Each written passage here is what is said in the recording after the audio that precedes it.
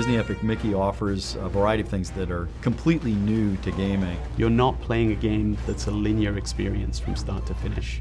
You're playing through a story, and you get to actually affect that story with your actions. Doing a mixed genre game like Disney Epic Mickey does provide for a variety of audiences to jump into and find their game.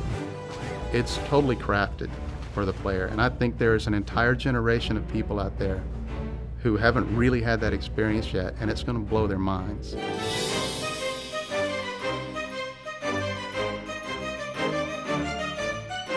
The key to game stories is to recognize the place of story in games. It's not about an author telling a story to a reader. It's not about a director conveying information to a passive audience that just interprets what they're seeing on the screen. It's about providing situations, problems that are personally significant to players that they then get to decide how to interact with.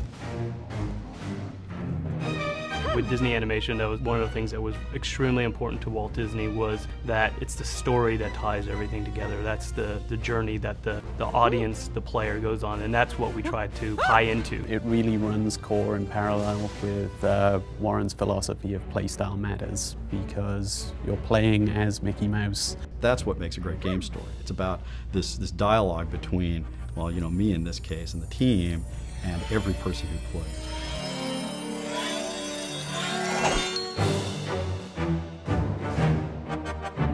Getting the opportunity to visit, the Disney archives and just look at how much information has been stored over these past 80 years is mind-blowing. This is 80 years of history sort of together in one piece for the first time that players can interact with. There's a lot of stuff there. There's enough there for 100 games. The problem wasn't what to put in, the problem was what to put out, because Disney's history is so rich and there are so many characters and places to choose from. The weeding out process was a nightmare. The whole story around Disney Epic Mickey is about remembering these forgotten characters. And not only is Mickey doing that, but the player is doing that as well. And so their role kind of became this unique and interesting part of the story in the game, because as you, the player, go through, you're learning about characters that you may have never seen before in the Disney archives, and now you're remembering them as well as allowing Mickey to remember them. In Oswald's case, we had to remind people what his personality was like, what his abilities were, what made him one of the most popular stars in the late 20s. For some of the other guys, it was really, they're kind of foils for Mickey. They're ways to remind Mickey that even he's forgotten his old friends. We've got a character who himself has forgotten characters like Clarabelle Cow and Horace Horsecollar and the Mad Doctor and Gus the Gremlin. Those are characters that in some cases he interacted with a bunch in his early cartoons, and so we get to have him play the role of the player. So we can show kind of the sadness of the characters who have been forgotten by Mickey and by the player, and use them to evoke some emotions in the player that I think will enrich the experience. Disney Epic Mickey is, in a really strange sense, a history lesson. I hope nobody perceives it that way. I don't want people put off by that. But at the end of the day, players are going to learn something about Disney's creative past.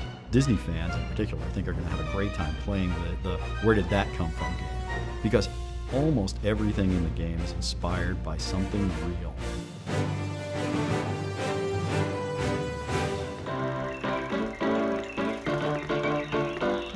I was in when they said, you want to make a Mickey Mouse game.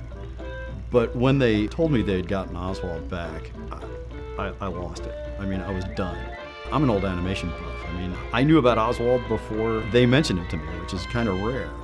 And when they said, you're going to have the opportunity to present Oswald on screen in a new Disney story for the first time since 1928, I mean, what an honor. Well, Oswald the Lucky Rabbit was Walt Disney's first cartoon star, and he predates Mickey, of course. Those cartoons that Walt and Ub made were little gems of storytelling. They weren't just a string of gags. Very quickly, the Oswald cartoons became among the most popular silent cartoons of the late 20s. Oswald was a big star. There are all sorts of stories about how Mickey was created, but he was created only because the rights to Oswald had been lost. That's the tragedy of Oswald. He really was poised to be the most successful and popular cartoon star in the world. But Mickey came along, and the rest is history. Oswald came back into the Disney fold in 2006, not to star in Disney Epic Mickey, but rather to serve as a catalyst for the game, because really he was the first forgotten character in Disney history. We ran with that idea, not only playing with his kind of sibling rivalry, the forgotten brother, but we also used him as a path for redemption for Mickey in his own arc, finding out that he had family that he had forgotten or didn't even know about, but then also trying to find his way through crafting this relationship once again with this person that he didn't even know was family. I love Oswald, and I want to make him a hero too. That's, kind of goal 1.5 for this project. Remind people how incredible a character Oswald is and set him up for success as a cartoon star, as a plush toy, you name it. I want Oswald everywhere because he deserves it.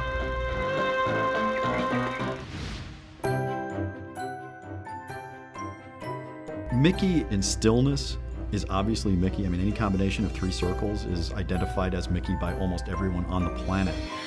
But Mickey in motion is what makes Mickey. The way Mickey moves is critical. The animators early in the project recreated moments from real Mickey cartoons. Each one of us took a scene and reproduced it in 3D from what we saw in 2D, trying to figure out what was the appeal that drew us to Mickey in the first place. We did extensive research just to make sure that the animators had the spot-on feel of not only the personality of those characters, but also what the Disney animators had brought to those characters to begin with. We actually composited our Mickey into real Mickey cartoons, and people couldn't tell. That's when I knew we had nailed it. And it wasn't that we were literally going to imitate specific animations, but once the animators could imitate them, I knew they'd embodied the character. And for an animator, that's critical.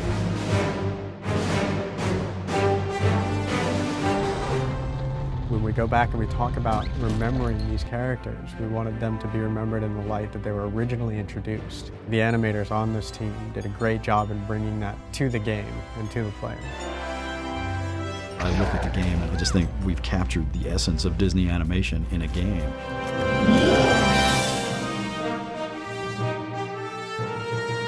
We have about 5 different art styles in the game. There is that inspired by feature films, classical, beautiful look. There is the short subject look in the 2D platforming sections. But we also have CGI, intro and endgame, real, computer rendered graphics. A lot of our storytelling moments are told in a style that looks like storyboards or concept art brought to life. There are all these different styles coming together, but in a game that's supposed to be a mashup of 80 years of Disney history, why shouldn't the art style be a mashup too? It took us a little bit to get our head wrapped around, how we wanted to mash up some of these inspirations, the Haunted Mansion from every different park, as well as, the Lonesome Ghost cartoons. How do those fit together? Different animators from different periods animated differently. So we had an interesting challenge of how to merge all the different styles together. Stylistically, you can figure that out, but from a game design standpoint, the characters that you're going to use and the mechanics and the gags from the old films and the rides, and how do you put these together in an interesting way that's going to keep the player pushing through to explore all of the little nooks and crannies to find out where those inspirations lie. I'm hoping people will accept that, because most games go for a consistent style start to finish, and I very specifically didn't want to do that. I wanted to be inspired by a variety of Disney styles, because we had a variety of Disney styles to draw from.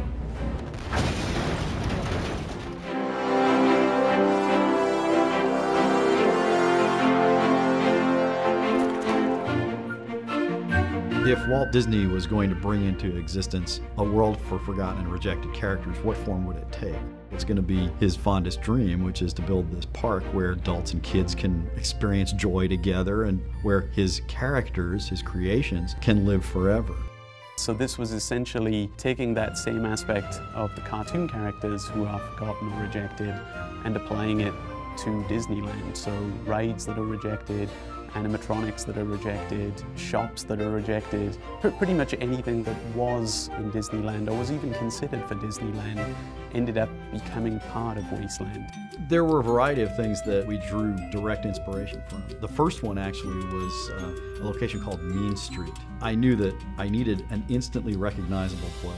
And so Main Street USA, that iconic image that we all have burned in our brains from early childhood, that image had to be in the game, and it had to be slightly warped. It really kind of falls into this world of Wasteland being something that people can identify with and feel very familiar and comfortable, but at the same time, it doesn't quite match up to reality, and of course that's as intended.